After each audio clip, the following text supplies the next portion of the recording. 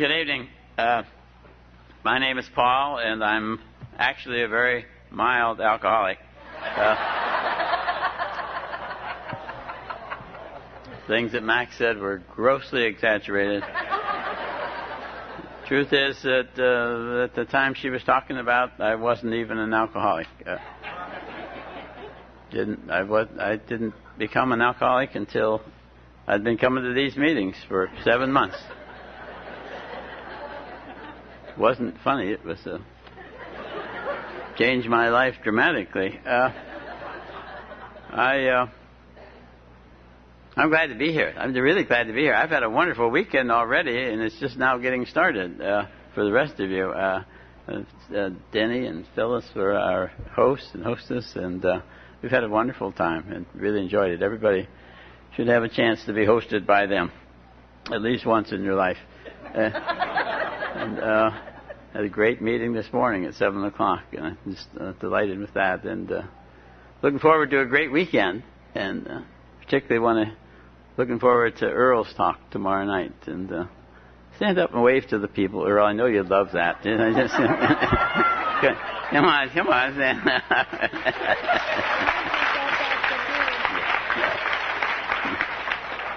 Too bad you can't see the blush that I can see. Oh, geez, I just made a terrible blunder. One of the things I learned early in AA is that you never smart-mouth anybody who is going to follow you to the podium. Oh, dear. It was interesting the way Kristen opened the meeting with the Serenity Prayer.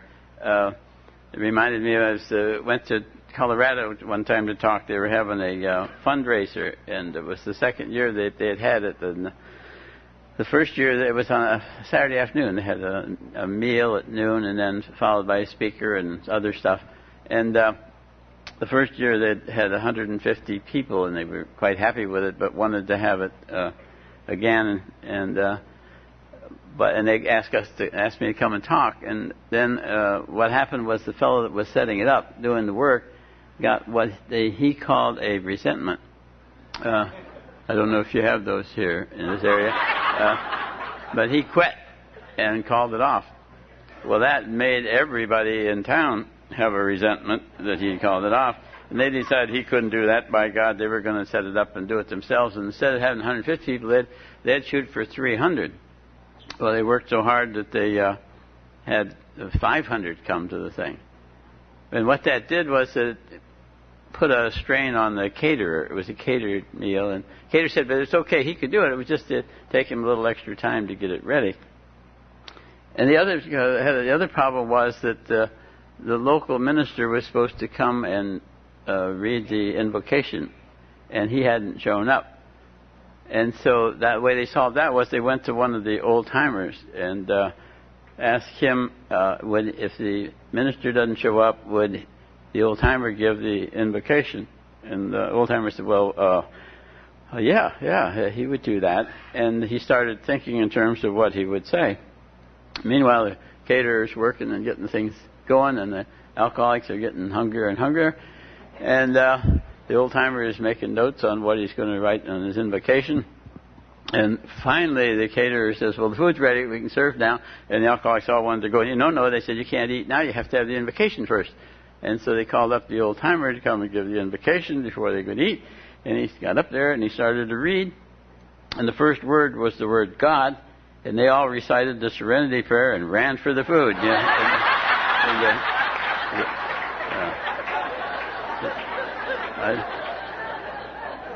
I don't know what the moral of that story is. I guess that when you're an old-timer, if they ask you to give an invocation, don't bring God into it too soon.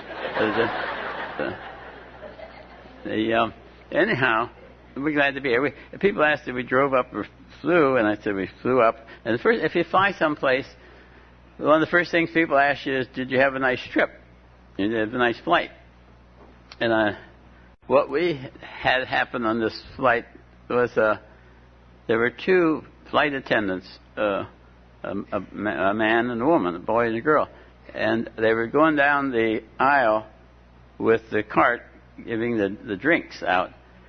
And they were right by us, and they served us, and then he turned to the man in the seat behind me, and he said, "What would you like to drink, sir?" And gave him his peanuts and napkin. And he said he would like some white wine. And she went through her cart, didn't find any white wine, and she turned to the man, attendant, and said to him, "Do we have any white wine?" And this is all happening right here beside us. And the man said, "No, we don't have any white wine, but we have plenty of red wine." And so the woman attendant turned to the man behind me, and she said, "Sir, we don't have any white wine. Would you like red wine?" And he had to think about it.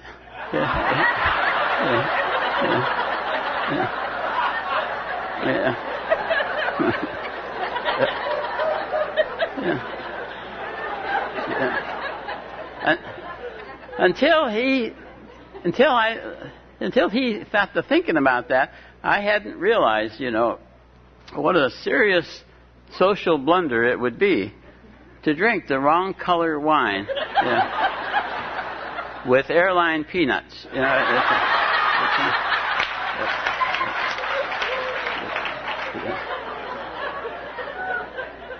Which actually it brings me to I'd like to ask a favor of somebody. I've been looking for somebody who is planning a slip. What it is that, all the airlines have a magazine they put out.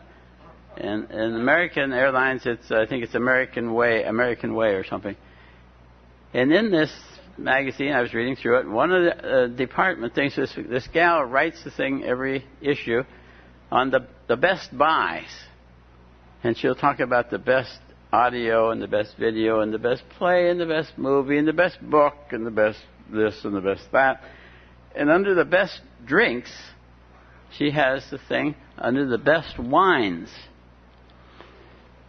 And what she said was that the 1992 Napa Valley Chardonnays have a crisp pear apple flavor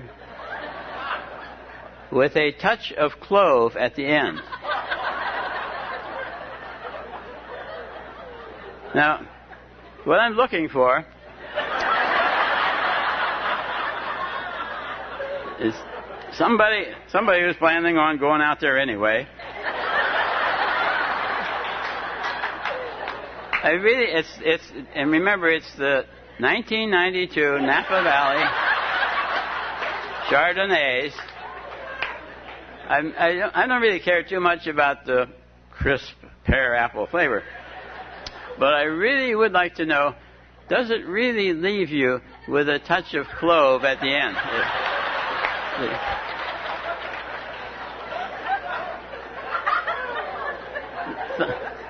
Thunderbird never left me with a touch of clove.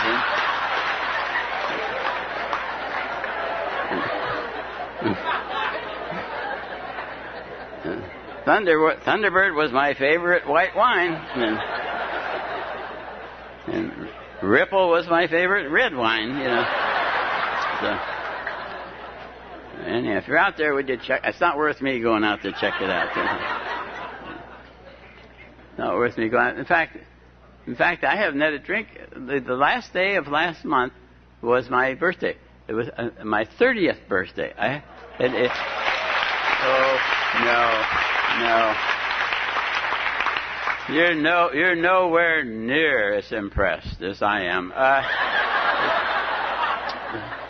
30 years is the longest I have ever gone without a drink.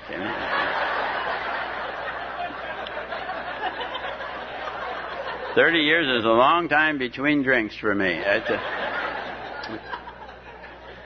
The other part about it, too, is 30 years without a drink, and I'm not even thirsty. When I was drinking, I was always thirsty. It seems like nothing makes me thirstier than having a drink. Alcoholism is a self-perpetuating thirst. And the best way to not be thirsty is to not drink. And it took me a long time to figure that one out. Doesn't make sense.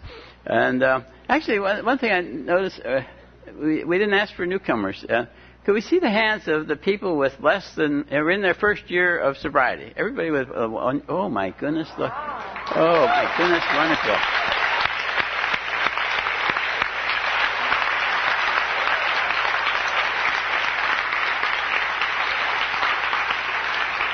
That's wonderful.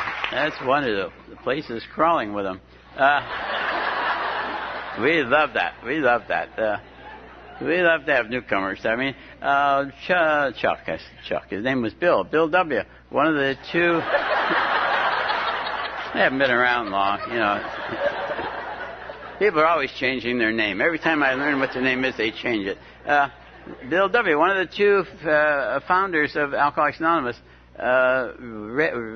said someplace, it was written that I read that he said that carrying the message of Alcoholics Anonymous, carrying the message that alcoholism is a disease and that AA is a spiritual answer to that disease, carrying the message of Alcoholics Anonymous, he said, is our primary aim and the chief reason for our existence. And I thought, God, those are pretty strong words. Our primary aim and the chief reason for our existence. And then I got the word our. But does he talk about us as individuals or us as groups or both? But apparently carrying the message is the most important thing we do. And one of the main ways or most common ways of carrying the message is by filling seats in an AA meeting and participating, being part of it. And carrying the message to newcomers especially, and to each other even. And it's particularly fun to carry the message to the newcomers. I'd keep coming back to AA even if it wasn't keeping me sober, just to see what happens to the newcomers. It's exciting to see the change that takes place in the people when they get sober, and how when the Al-Anons sober up.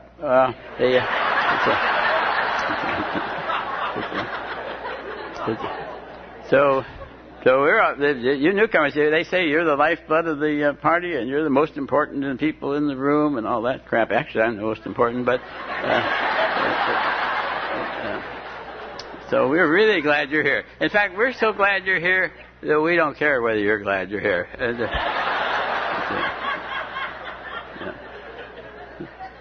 As a matter of fact, if you're really new here tonight and you're just really happy to be here, we may not be able to help you.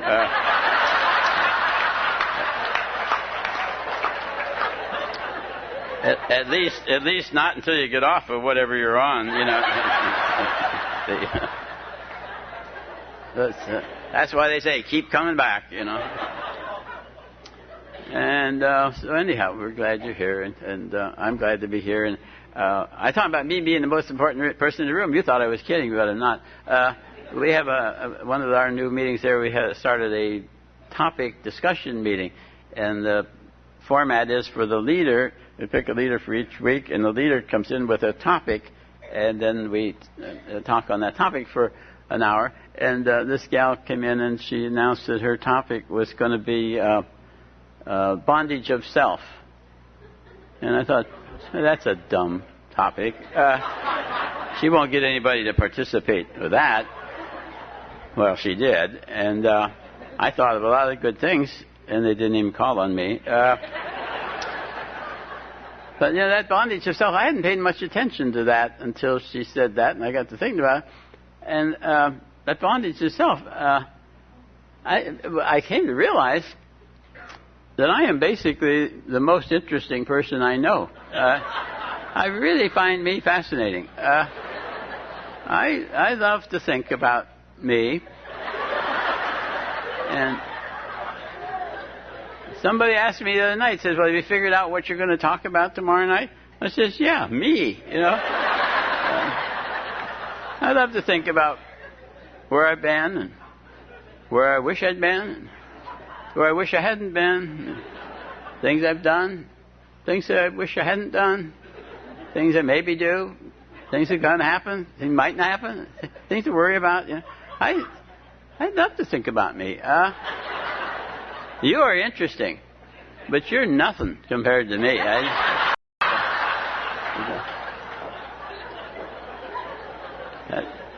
relieve me of the bondage of self. I mean, I hope he doesn't take that too seriously. What would you think about it if you... Anyhow, in fact, somebody said to me, do you still get nervous when you're going to talk? And I said, well, I don't think of it as nervousness. I'd rather think of it as anticipatory anxiety. Sounds a little more scientific. And besides, what I do is I love the third step prayer. And I tell God, the third step prayer says, God, I offer myself to thee to build with me and do with me as thou wilt. Relieve me of the bondage of self that I may better do thy will. And I modify that when I'm going to, in fact, the first thing in the morning, before I really get out of bed, I say the serenity prayer, third step prayer, and the seventh step prayer. And then at breakfast, Max and I say those three prayers, and we read some stuff that we read, and we have a period of meditation. And then during the day, frequently, if I have something I'm going to do or something that's a little bit scary or whatever, I'll say the third step prayer. And sometimes when I got nothing to do, I'll say that in the sweet prayer. But like when I'm going to talk, I'll say, God, I offer myself and this situation to you to do with as you wish. Now, I would like it to turn out to be phenomenally successful. I'd like to say things that will ring in their hearts forever. But if you have it in your mind that this is the night for me to make a complete fool of myself, well, at least one of us will have a good time.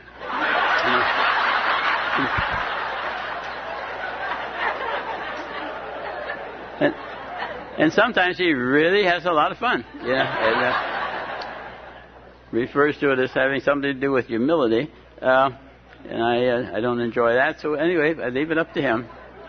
And speaking of humility, I think I'm really impressed with my humility.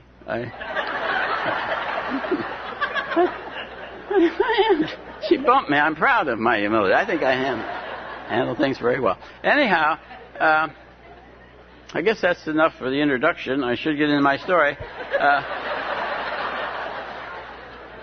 I was born November 3rd, 1918. It was a cold and blustery night. I remember thinking to myself,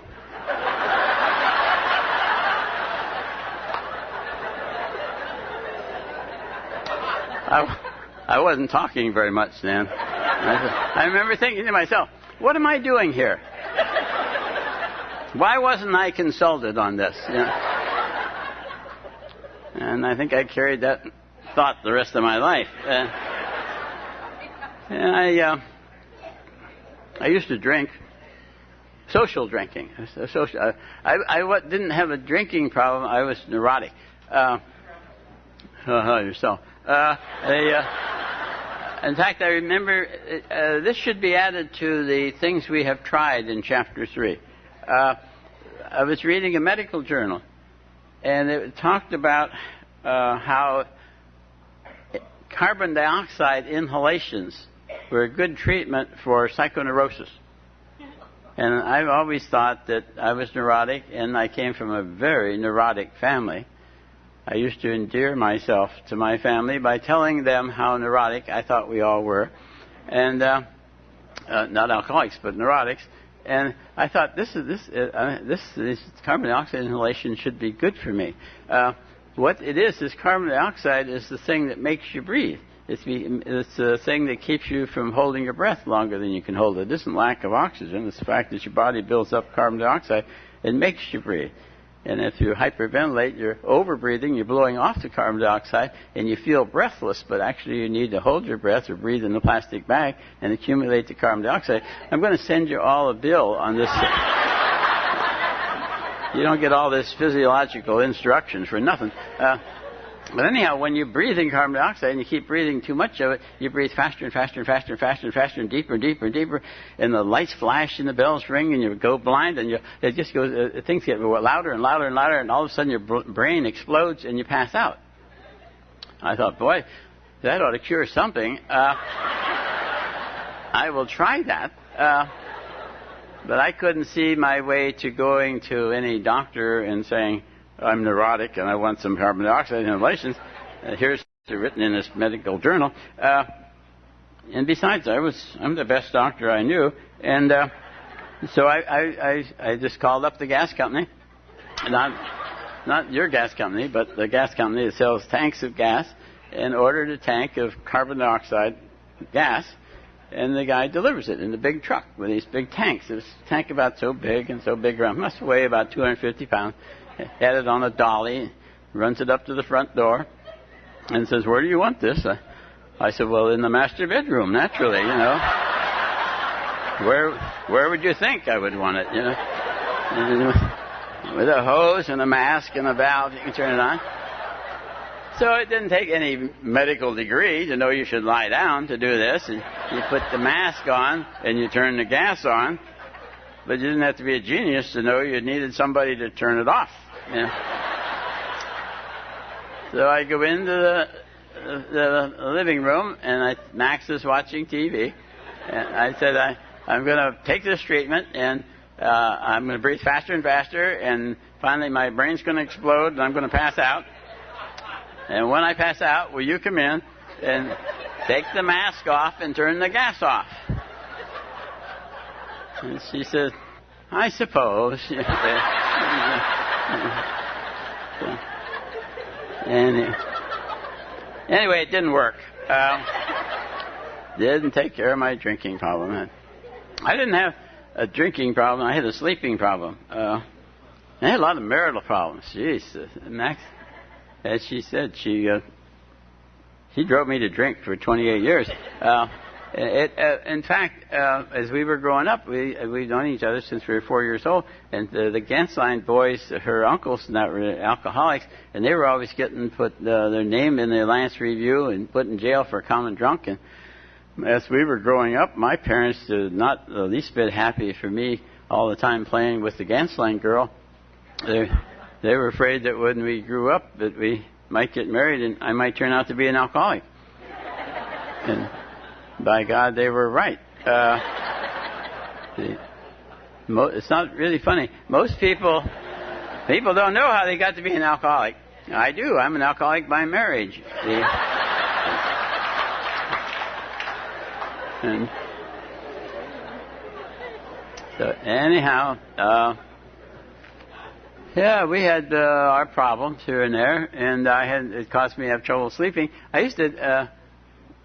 I found out that I could, when I went to pharmacy school, I found out that at night I'd go to school all day, work in the drugstore all evening, and then study all through the evening, and then jump in bed, and everything I'd been studying had been running through my brain, and in the morning I'd be both tired and stupid.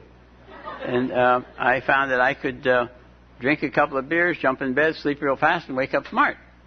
And that's how I got through pharmacy school, drinking more and more, and as the time went by, I found it took more and more to get me to sleep, and it kept me asleep for a shorter and shorter period of time, so I had to repeat whatever I had taken to get to sleep. And then that increased to the point where it was harder and harder to get up in the morning, and finally I started taking amphetamines to get going in the morning. I shouldn't mention drugs, this is an AA thing, but I feel I do owe them at least an honorable mention.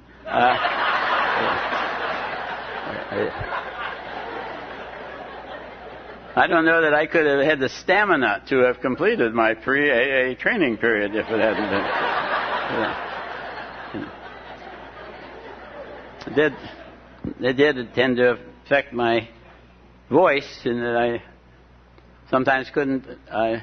Affected my hearing, in that I couldn't listen fast enough to hear what I was saying. I think, my God, what are you saying that again for? You've already said it again. I don't know. It just sounds so good. I think I'll say it again. You know, so you have to take it. And finally, the ultimate of working on a sleeping problem. That's an oxymoron if I ever heard one. Working on a sleeping problem. Because if you're working on your sleeping problem and you find something that works, you've got to think, oh, what was that? And I got to remember what that was so I can do it again. You know, and you're constantly alert to see whether or not you're sleeping. And the epitome of that was that I finally was shooting Amatol at night in order to get to sleep at night. I would go through the day taking pills, and in the evening drinking, and then it was time to go to beddy by, and I would go to keep the Amatol or Pentothal or anything at all. I'd keep it in my bag, and the bag in the car, and the car in the garage, and the garage, thank God, was attached to the house, and I'd go out and I'd try to I'd mix up the stuff and get it in the syringe, and then I'd try to figure out how much of I had to take of the uppers and how much in the downers and how much I can squirt in, take it out, throw it in the bag in the car, slam the car door, and run down the hall so I could jump in bed. And it was very tricky to judge it. It took a lot of experience. It wasn't entirely practical. Because the least little bit too much, and they just zing right under the car. Yeah. But that wasn't too bad. The worst part was the least little bit not enough, and I'd squirt it in, take it out, take it around, throw it in the back of the car, slam the car door, run down the hall, jump in bed. Nothing would happen. You know, half measures got me nowhere at all on the thing. Yeah. And even when it did work, when I did get just the right dose, you take the needle out, you're supposed to put a Band-Aid on and keep it antiseptic and all that. So I didn't have time for that. I didn't have time to put a Band-Aid on, so I would put my arm up like this and hope that the gravity would take care of it. And I'd do all this one hand and throw it in the car and run down the hall. And I'd run down the hall with one arm up the air. And I'd run into Max and try to act casual,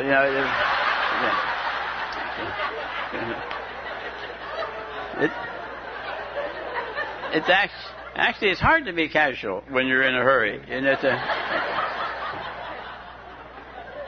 and anyhow, I ended up in the nut ward. That's what I did. I remember sitting there in the nut ward. They wanted me to make leather belts. In fact, at that particular hospital, there were fanatics on leather belts. You can't graduate.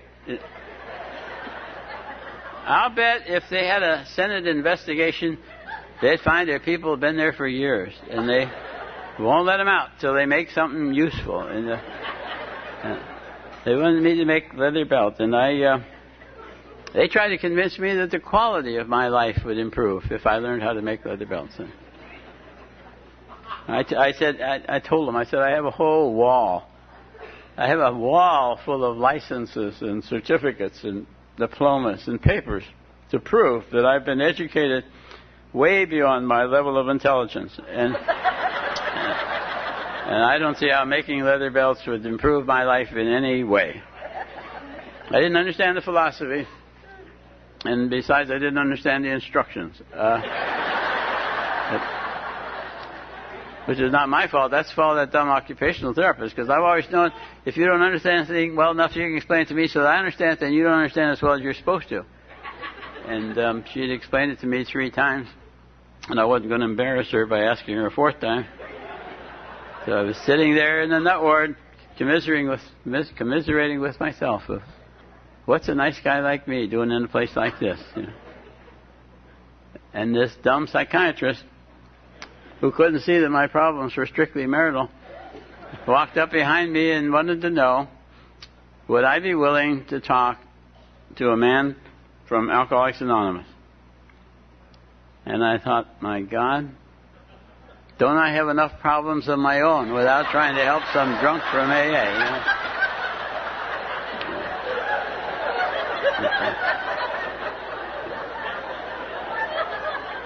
I could tell by the look in his face that he thought it was a good idea. And I decided right there that happiness on the nut ward is having a happy psychiatrist. And I said yes, and in no time at all, this clown comes galloping into the room, yelling at the top of his voice, "My name is Frank, and I'm an alcoholic." Ha, ha, ha, ha. I was embarrassed for him. Meeting a perfect stranger, and the only thing he could think about to talk about himself was he was an alcoholic, for God's sake. In fact, everything he said in a loud voice. Us drunks and us alcoholics and Alcoholics Anonymous. I thought, my God, man, why don't you lower your voice? These people all think I'm a nut. Why don't we leave it at that? And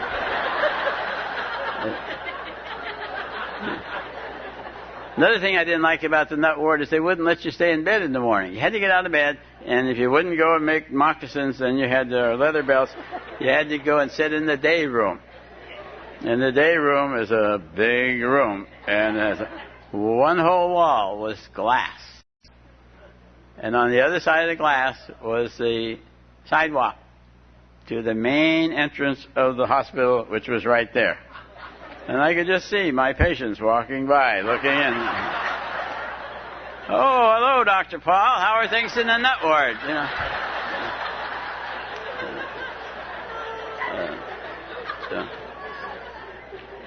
Anyhow, this Frank told this loud-mouthed story. I don't remember, on and on, very interminable story. And I don't remember anything he said, but I know it ended by him saying, "Well, that's my story. I'm going to a meeting tonight. Would you like to go along?" And I said, "Hell no, I won't like it, but I'll go." And we went, and I have no idea what meeting we were at. In fact, I don't know how many meetings we went to before I knew what meeting we were at. But I knew that meeting had a profound effect. It had a profound effect on the psychiatrist. Now he was suspiciously very interested. Want to know what's this about a book? What's this about meetings? How often do they have meetings? What's this about steps? What other kind of meetings do they have? And when do you go into another meeting? And I thought, my God, I've got me an alcoholic psychiatrist. He's ashamed to go, so he's sending me. You know?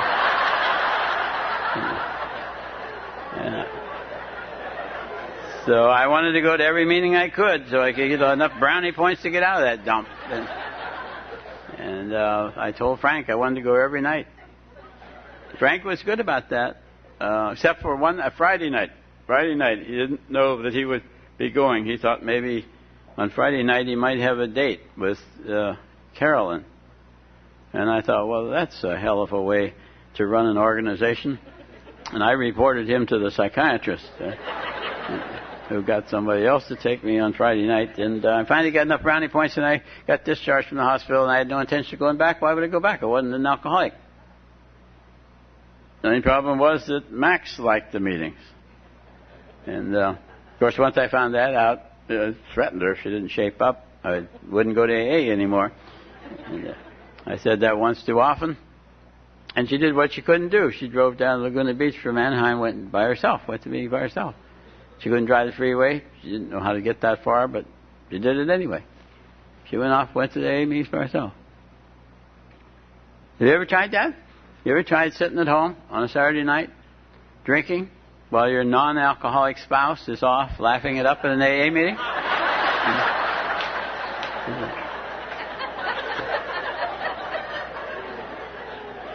I found it boring. I had to go back to meetings to find out what they were laughing about. I found out the alcoholics laugh at anything. Yeah. Laugh at nothing. Laugh just to be laughing. And I sat there trying to figure it out. 7 months. And I ended up going to one meeting too many. And one night I laughed with them. Haven't had a drink since. Yeah. Okay.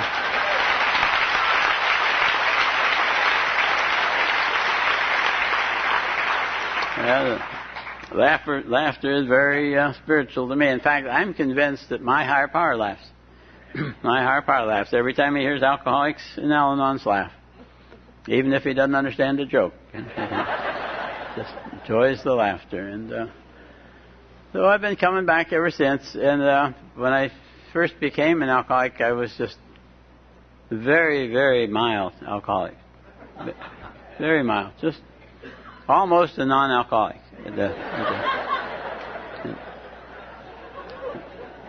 But I had to keep coming to meetings in order to drink. In fact, I decided that I came into this thing embarrassed to be here. I thought, my God, I'm at the bottom of the social barrel, and I had this overwhelming sense of failure in all areas of my life. And I turned into an alcoholic, and I found out I had to become an alcoholic in order to quit drinking. And then I thought, if I'm going to be in AA, if I failed in everything else, I ought to at least succeed in this, for God's sake. If you can't get any lower than this, you got to at least succeed here. And I decided I wanted to be a successful member of AA. Simple request, it seemed to me.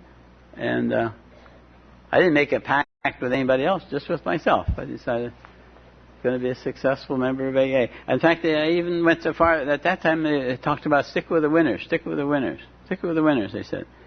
I thought, well, if I'm going to stick with the winners, I ought to find out what a winner is. So I asked Chuck C.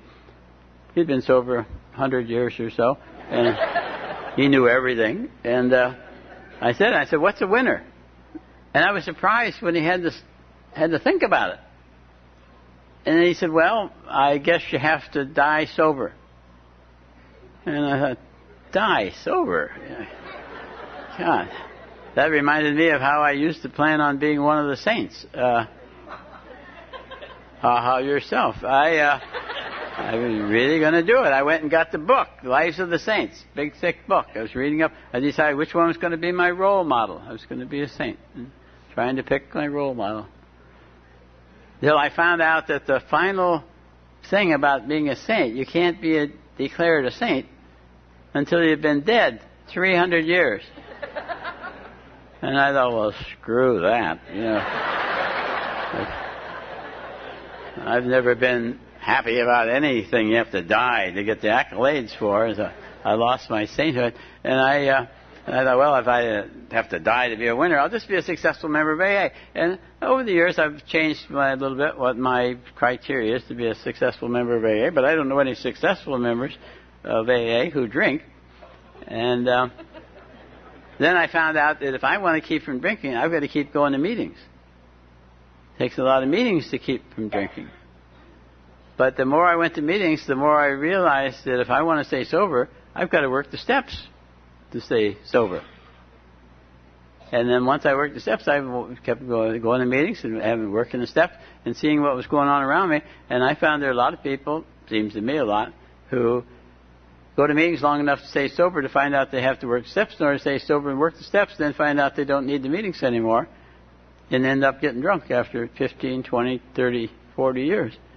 So I thought, I've got to do both. I need to keep on with the meetings and keep on with the steps in order to stay sober. And I've been doing that long, and it's been working real well for me. And I plan to keep that up. I plan to keep on doing what I'm doing. And I was going to say I enjoy working the steps, and I stumbled over that. Well, only in the sense that it's not working the steps isn't always fun. But I enjoy the life that I get from doing the steps. I've gotten involved in the pamphlet on how to study the first 164 pages of the book and how to do the steps when you come to it. It's not a step study; it's a step do it. And being involved with that, as a part of that, I have redone the steps. It turns out about every 5 years. And what my experience is that every time I've done that, I've moved to a new plateau in my sobriety. I'm not saying that's what anybody else should do. I know a lot of people say you do the steps once and that's all, and then you do the maintenance steps. And then there are other people who say you do the steps every year. I don't care what you do. I'm just saying what I do and what has worked for me. And I like it that way. And I enjoy the steps. I touched on the third step before, and I really enjoy the third step, turning my will and my life over to the care of God. And I tell him, God, you take my life and do what you want with it, and I'll pedal and you steer, and for God's sake, watch where you're going.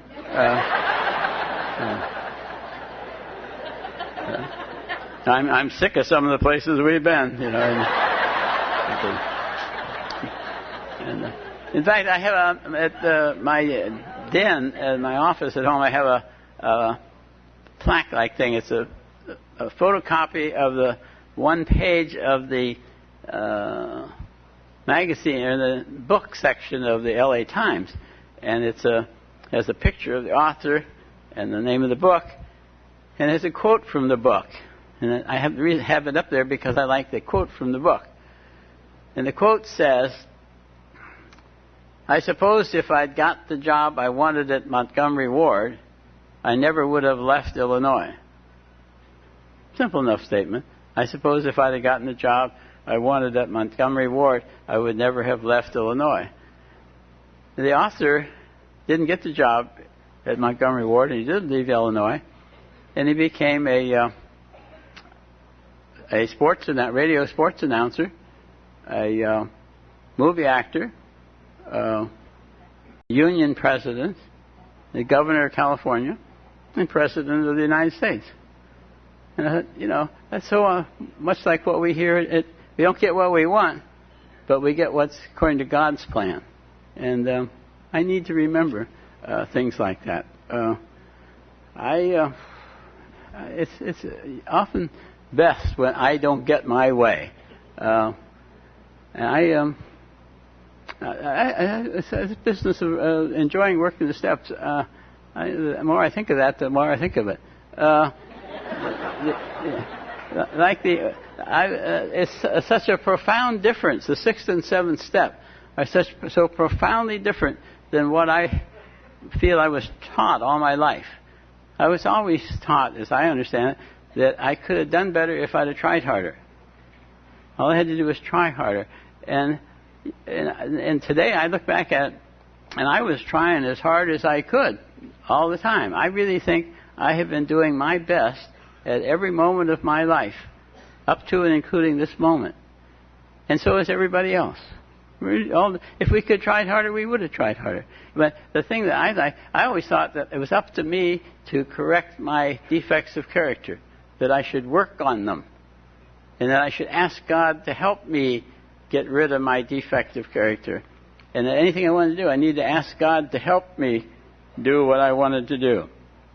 That was an epitome of that. I was asking Him to help me with my drinking problem. Help me, for God's sake, help me. And I thought He was saying, screw you, Paul. But He wasn't. What I found is that God won't help me. God won't help me do His will. My will. He won't help me do my will. But He's perfectly willing for me to help Him do His will. But He's talking Him into helping me do what I want. And it's the same way with my defects of character. I have to become friendly with them. I have to become friendly with my defects. I used to fight them, and they love that. They're really energized by that. I have to become friendly with them and hope to have them removed whenever He removes them. I'm having a little difficulty finding the words to what I want to say now. It's not that. Having difficulty knowing what I want to say because the people in my head are arguing about what I ought to be talking about. You're sitting there very quietly and very attentive, and I appreciate that. People in my head are chattering away like, man, one of them says something I ought to talk about, and before I can say anything about it, another one over here says, no, don't talk about that, talk about this. And before I can do anything about that, a third one says, no, talk about this thing. And they get to fighting back and forth among themselves, and it's really very distracting. And I think, well, shut up there, And they shut up, and I can't think of anything to say. And it's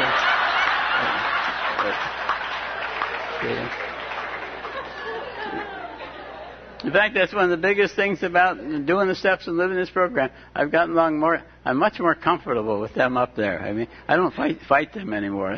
There's just no fighting them. It's just I don't do everything they suggest. I mean, I'm so glad you can't hear the stuff I have to listen to. A lot of this stuff is illegal. And even more of it is lewd, but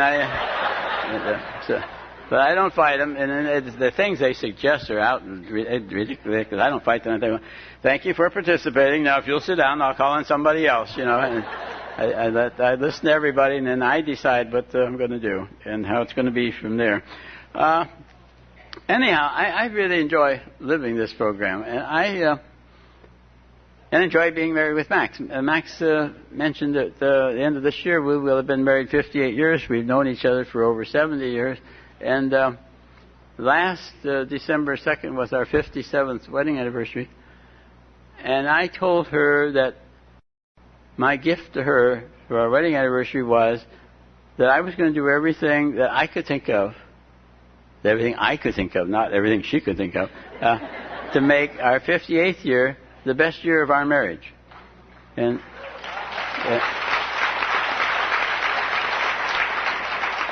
every day since that time, I've reminded her of how lucky she is.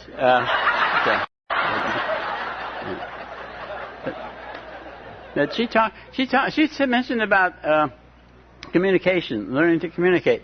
I have come to the conclusion, I don't know if it's true or not, but I do think it's true, and I know it's good for me to believe that it's true and live my life as if it were true, that people treat me the way I have taught them to treat me. That if I don't like the way somebody's treating me, it's up to me to change my behavior rather than to try to get them to change theirs. Remember one time I was at a thing on communication by Sister B. You ought to get her up here if you haven't had her. A wonderful gal to hear her talk. And she was talking about communication, and she had got to a question and answer period, and somebody asked the question, what is communication? And I thought, well, that's a stupid question. But then I was surprised when Sister B couldn't answer it. And I was not only surprised, I was disappointed when she says, Paul, how would you answer that? And I couldn't think of a good definition for interpersonal communication, but I did remember having read someplace that a measure of communication is the result it produces. The measure of your communication is the result it produces. And if you don't like the results you're getting, don't blame the other person.